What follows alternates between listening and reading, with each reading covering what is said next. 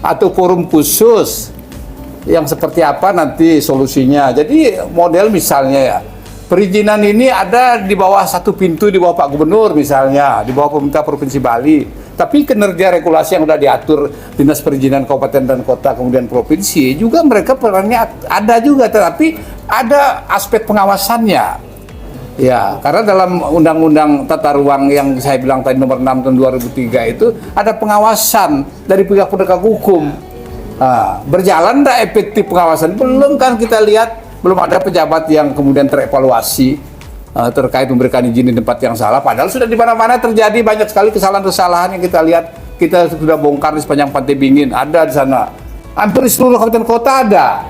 Kalau kita mau telusuri secara jujur ya, secara objektif. Nah, kemudian siapa yang keliru ini? Pejabat siapa? Tokoh siapa? Masyarakat mana? Ya, oleh karena itu ke depan biar supaya nanti ada cara kita solusi terkait perizinannya, terkait bagaimana memberikan pelindungan kepada lahan sawah dilindungi, lahan pertanian pangan berkelanjutan. Sudah ada juga itu regulasinya yang mengatur.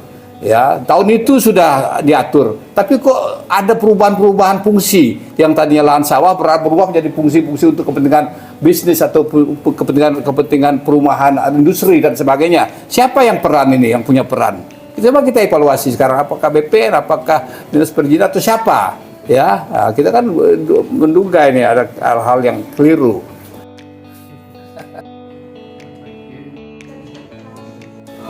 Yang paling penting sebenarnya begini, RT RW kita punya, aturan kita punya, lemahnya kita dieksekusi.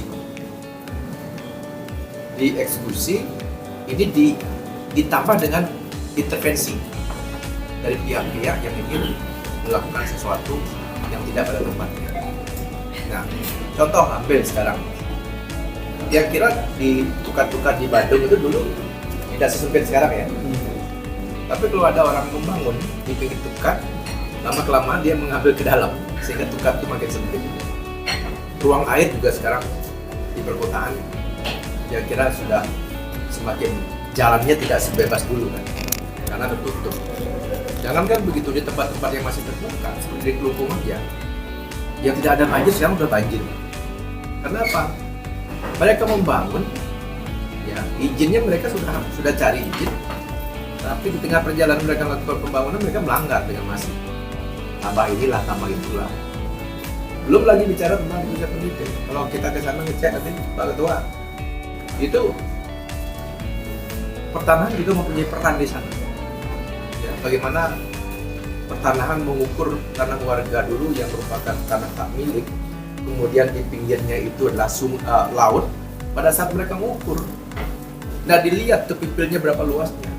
Tapi pemilik itu langsung mohon sampai ke los pantai, sehingga tanah timbulnya pun itu diberikan kepada pemilik lahan yang mungkin bisa memiliki 1 hektar bisa menjadi 1,5 hektar. Itu fakta.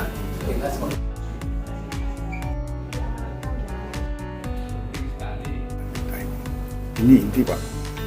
Jadi kita lupa berpikir bahwa pembangunan fisik aja yang kita lihat sebagai sebab daripada atau akibat daripada yang kita saksikan sekarang. Tapi sebenarnya kita lupa membangun non fisik kita. Walaupun mohon maaf dari segi adat agama luar biasa, itunya kegiatan yang kudang purul kadang bangunnya kudang karya nih hebat-hebat nih dan. Tapi mohon maaf recharging untuk pemikiran itu mereka itu yang menurut saya perlu kita benahi. Apalagi makin dengan teknologi IT ini, bapaknya manggil panak-panaknya kadang-kadang sintending. Kejang asik, bapaknya asik, masih ibunya asik. Kejang bermain begini. Ini yang perlu mestinya kita antisipasi. Termasuk kaitan kita, saya sedikit menyitir ketika Pak Harto melakukan swasembada pangan, Pak. Ganti bibit padi. Saya di arsitek hilang jinangnya Pak. Habis jinangnya. Proses padi tidak ada lagi tumbuh. Semua datang ke pabrik, ke penyosoan. Artinya interaksi sosial di antara kami di tetangga hilang, Pak. Jadi saya kebetulan di kampung mengalami itu. Karena enten ben tetangganya datang membantu kita. Yang namanya ani-ani tidak, karena sudah mengganti arit dan seterusnya. Apa akibat daripada itu yang terjadi adalah bahwa sudah mulai perubahan tradisi pertanian itu menuju ke industri, Pak. Nah, inilah yang menjadi sebab lalu kemudian tidak memberikan manfaat yang besar kepada kita di petani. Mungkin tidak lagi happy orang bekerja di petani. Akhirnya cepat cerita, baris berbaris saja lah kita.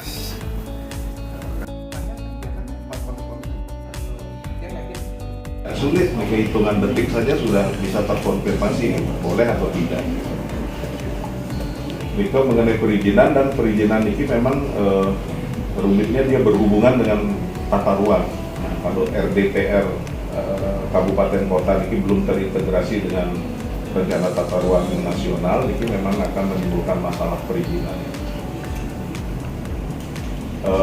Kira-kira di Kementerian kalau aset daerah untuk sementara ini kira-kira belum terdengar selalu ada isu yang serius, tapi dua hal tadi dan yang mengharapkan Pansus ini bisa memberikan solusi antisipasi konkret terhadap terutama bencana ini, karena ini eskalasinya makin lama pasti akan makin tinggi, tidak mungkin menurun.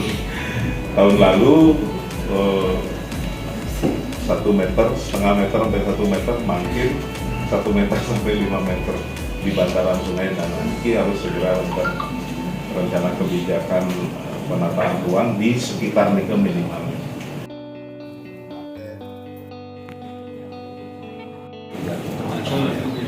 Bagus, persoalan tata ruang dan perizinan terutama ini kaitan pertama mungkin belum ada sinkronisasi pemahaman persepsi aturan baik di data tata ruang provinsi dan data kabupaten sampai pada awik sebenarnya, awik di desa adat.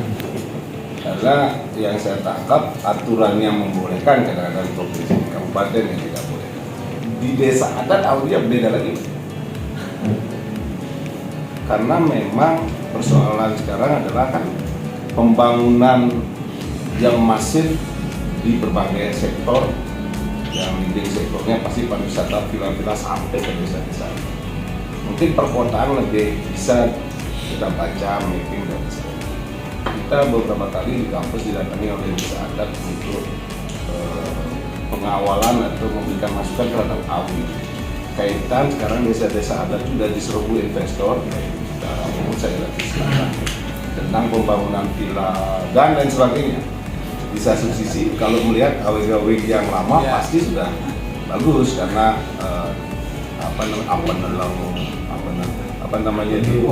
penipu itu masih enak. Kemudian masuk investor, saya cerita ini persoalan dengan uang beberapa kawasan suci, ini paling suci ya, dekat air, semua dan sebagainya semua mau dibeli. Ya, jadi kita udah bisa tadi dengar bersama bahwa pasca banjir ini Pansus ya tata ruang, aset dan perizinan ini akan mengaktualisasikan, nanti merekomendasikan terkait pasca banjir.